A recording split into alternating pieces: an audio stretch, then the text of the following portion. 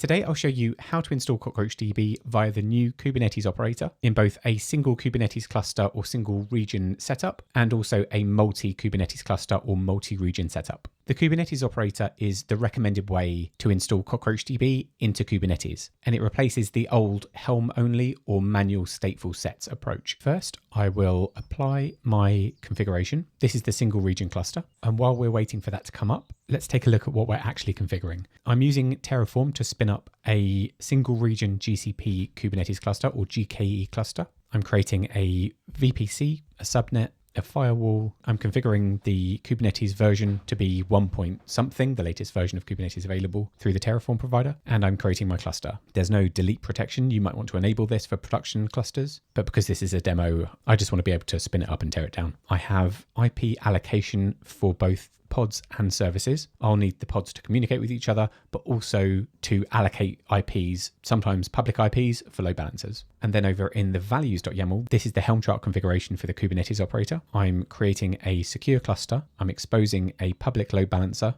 I'm only installing it in one region. I want to have 3 CockroachDB nodes across separate Kubernetes nodes. There'll be a node anti-affinity rule there. Running in GCP, the namespace will be cockroach namespace or cockroach NS, and I've configured some locality mappings. I will leave that running and I'll see you in a minute. And with the Kubernetes cluster now set up, we can now start to install CockroachDB. First, I'll grab the credentials so I can use kubectl. I'll set a variable to the value of my cluster's context, and then I'll run these commands. So I'll clear out my local Helm chart that I've cloned from the GitHub repo. And because I don't want it to be a Git submodule, I will remove the Git file as well.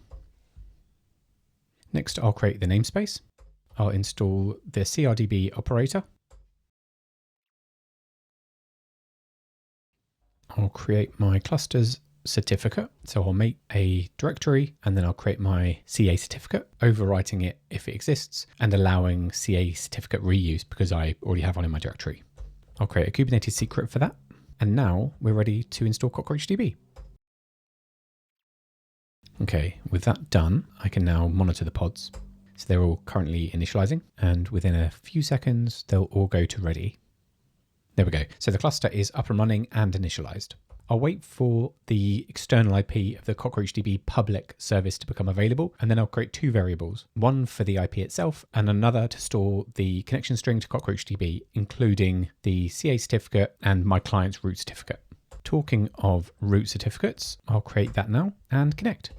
So that is the complete installation process of CockroachDB in a single region via the Kubernetes operator. Now I'll create the multi-region version.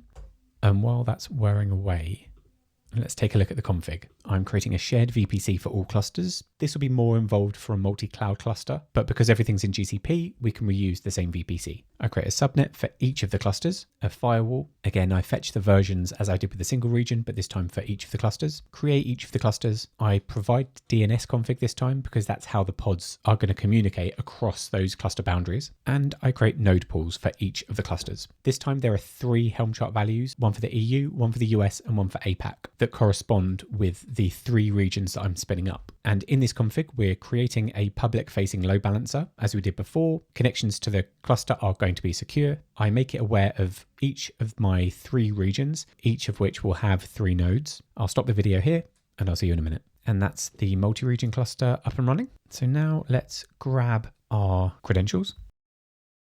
We could at this point reclone the Helm chart, but because I've already got it from the single region run, I won't do that. I'll create an array of contexts representing each of the contexts in my multi-region cluster. I'll create their namespaces and I'll install the operator. Turns out I did need to reclone, and I'll install the operator. That's the operator installed into each of the clusters. I'll recreate my CA. I'll install it in each of the clusters as a secret.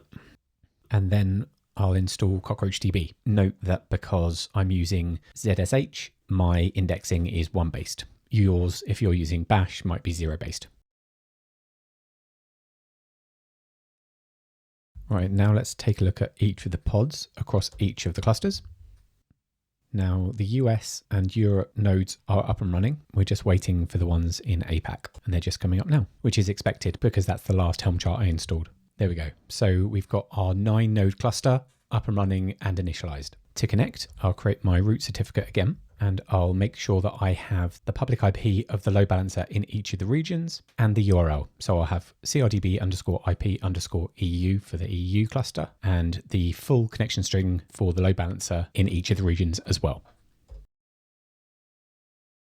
Now I can connect. So this is now connected to my multi-region cluster, and I can show regions. And there's our 3 regions. We have Asia Southeast 1, US East 1, and Europe West 2, which is London. I'll create a user called Rob with the password cockroach, and I'll grant admin to that user, and that will allow me to open up the dashboard. Let's do that now before continuing. It's giving me a privacy warning, and that's expected because I haven't configured a domain for this. I'm now able to connect with Rob and Cockroach. I have my 9 nodes and no under-replicated data. Everything is healthy.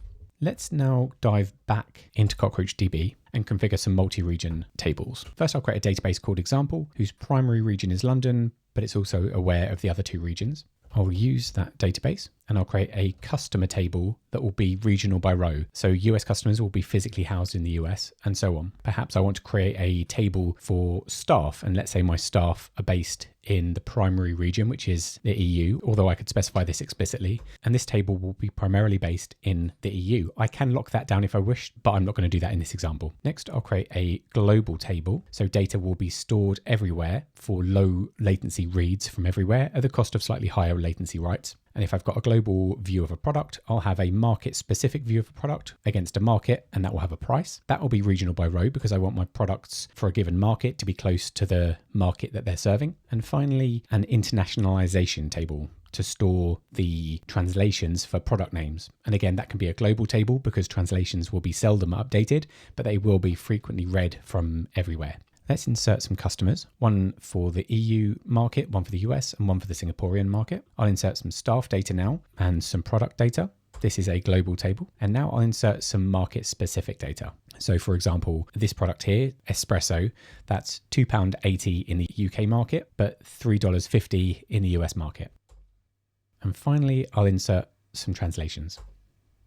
Now I can do point lookups for IDs in customers. That took 14 milliseconds because that's taking data from the London cluster. But if I ask for data for a remote user, it takes longer. So this user is in the US, it took 106 milliseconds, and this user is in Singapore. So it has to go to Singapore to fetch a consistent view of that customer, and it took 183 milliseconds. Obviously, for a customer in the US and Singapore, respectively, they would also see very low latency to their data. I can show shift information, which again is coming from the UK cluster. I can show my products in English. Now, this is my local market, but let's say my first language is Chinese and I want to return the data in simplified Chinese. I can. If I'm an English speaker and I happen to be shopping in China, a database like this would offer me a great experience of the website. I can show you where the data is being stored. So first I'll run a query that shows my replicas. So replica 1, 2, and 4 are in the US. Replica 3, 5, and 6 are in Europe. And replica 7, 8, and 9 are in Singapore. So with that in mind, I can run this query. So I show ranges from the customer table for a specific row. So I show 1 in the US for a known ID, 1 in Europe for a known ID, and 1 in APAC for a known ID.